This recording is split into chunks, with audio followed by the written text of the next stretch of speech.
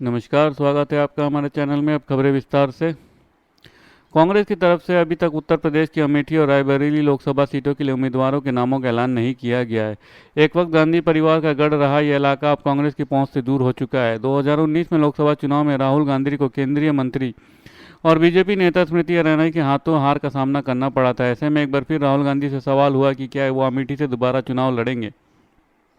दरअसल कांग्रेस और समाजवादी पार्टी ने गुरुवार को यूपी के गाजियाबाद में संयुक्त प्रेस कॉन्फ्रेंस की। इसमें हिस्सा लेने आए राहुल गांधी और सपा प्रमुख अखिलेश यादव ने जमकर बीजेपी पर निशाना साधा। राहुल गांधी ने कहा है कि प्रधानमंत्री नरेंद्र मोदी भ्रष्टाचार के चैंपियन बन चुके हैं। बीजेपी और पीएम मोदी मुद्दों की बात नहीं करते। उन्हें इलेक्टोरल बॉन्ड पर बीजेपी पर हमला बोलते हुए कहा है कि ये दुनिया की सबसे बड़ी जबरन वसूली योजना है। प्रेस कॉन्फ्रेंस के दौरान राहुल गांधी ने पत्रकारों के सवालों के जवाब भी दिए। राहुल से पहले सवाल के तौर पर पूछा गया कि लोग प्रधानमंत्री बनने के लिए गुजरात छोड़कर यूपी आते हैं, लेकिन आप अमेठी छोड़कर वायनाड क्यों चले गए? तो क्या आप अमेठी या रायबरेली से चुनाव लड़ेंगे? राहुल ने पत्रकार को बीच में ही टोकते हुए सवाल को बीजेपी वाला बताया। उन्होंने मुस्कुराते हुए कहा कि ओपनिंग बॉल पहला ही सवाल बीजेपी वाला है, बहुत अच्छा, शाबाश।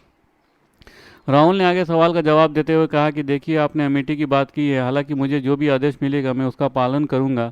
हमारी पार्टी में कांग्रेस चुनाव समिति की बैठकों में इसका पर फैसला लिया जाता है। उन्होंने आगे कहा, यह पहले बीजेपी का सवाल था, अच्छा सवाल था, बहुत शुक्रिया।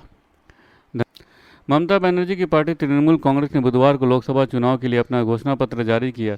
पार्टी ने कहा कि हमारा स्टैंड है कि बंगाल में सीए लागू नहीं होगा, एनआरसी और समान नागरिक संहिता भी लागू नहीं होने देंगे। इसके अलावा पार्टी ने गरीबी रेखा से नीचे जीवन जी रहे लोगों को साल में 10 मुफ्त एलपीजी सिलेंडर देने और हर माह 5 किलो राशन मुफ्त देने का वादा किया है। राष्ट्रीय प्रवक्ता डेरेक ओब्रायन ने कहा है कि केंद्र में इंडिया ब्लॉक की सरकार बनने पर 60 साल से ज़्यादा उम्र के वरिष्ठ नागरिकों को 1,000 रुपये प्रति माह पेंशन भी दी जाएगी। उधर चुनाव आयोग ने पश्चिम बंगाल के राज्यपाल सीवी आनंद बोस को 18-19 अप्रैल को राज्य के कूच बिहार जिले का दौरा नहीं करने की सलाह दी है। आयोग ने कहा है कि इससे आदर्श चुनाव आचार संहिता का उल्लंघन होगा। कूच बिहार में 19 अप्रैल को लोकसभा चुनाव के पहले चरण का वोटिंग होना है। लखनऊ की एक महिला अपर्णा ठाकुर हाल ही में एक्टर रवि किशन के खिलाफ आरोप लगाकर सामने आई। लखनऊ में आयोजित एक प्रेस कॉन्फ्रेंस में उन्होंने दावा किया है कि रवि किशन अपनी दूसरी शादी से हुई बेटी को सामाजिक और सार्वजनिक तौर पर स्वीकार नहीं कर रहे हैं। और अब पता चला है कि रवि किशन की पत्नी प्रीति शुक्ला ने अपर्णा ठाकुर के खिलाफ हजरतगंज पुलिस स्टेशन में एक प्राथमिकता दर्ज कराई है। मंगलवार देर रात दर्ज की गई एफआईआर शिकायत में कहा गया है कि प्रीति ने आरोप लगाया कि अपर्णा ने उन्हें धमकी दी और 20 करोड़ रुपए की मांग की है। उन्होंने कहा है कि अपर्णा ठाकुर के अंडरवर्ल्ड से संबंध है और उन्हें एक्टर को फर्जी बलात्कार मामले में फंसाने और पैसे नहीं देने पर पूरे परिवार को मार डालने की धमकी दी। जब उनकी मांगें पूरी नहीं हुई तो उन्होंने लखनऊ में प्रेस कॉन्फ्रेंस कर रवि किशन पर झूठे आरोप लगाए हैं। इसमें यह भी बताया गया है कि अपर्णा ठाकुर की शादी 35 साल हो गए हैं और उनकी पति राजेश सोनी है। उनके 27 साल की एक बेटी और 25 साल का एक बेटा है। एफआईआर की कॉपी भी वायरल हो गई है।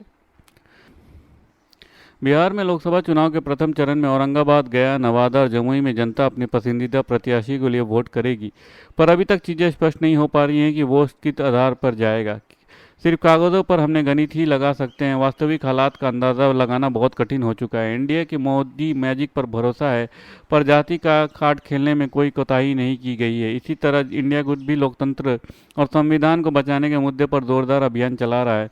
दक्षिण बिहार में मतदाता 19 अप्रैल को मतदान करेंगे। अपनी पसंद बताने के लिए बड़े पैमाने पर जाति का आधार मानते हैं, पर जाति के आधार पर भी अपना पसंदीदा कैंडिडेट खोजना आसान नहीं है। हालात ये हैं कि एक ही जाति आसपास के 2 सीटों पर अलग अलग पार्टियों के कैंडिडेट को वोट देने का मन बनाए हुए हैं। इन 4 सीटों पर इन 4 मुद्दों की भी परीक्षा है।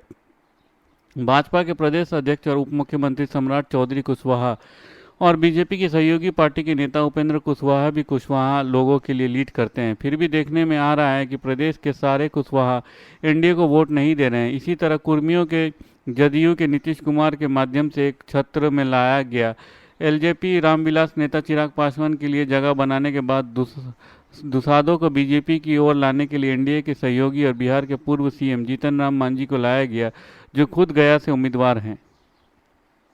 धन्यवाद। खबरें समाप्त हुई। अगर आपको हमारे वीडियो के कंटेंट पसंद आ रहे हैं तो इसे लाइक और सब्सक्राइब जरूर कीजिए। अपने परिवार और दोस्तों में शेयर कीजिए और अपने सुझाव कमेंट बॉक्स में पोस्ट करना ना भूलें। धन्यवाद। आपका दिन शुभ हो।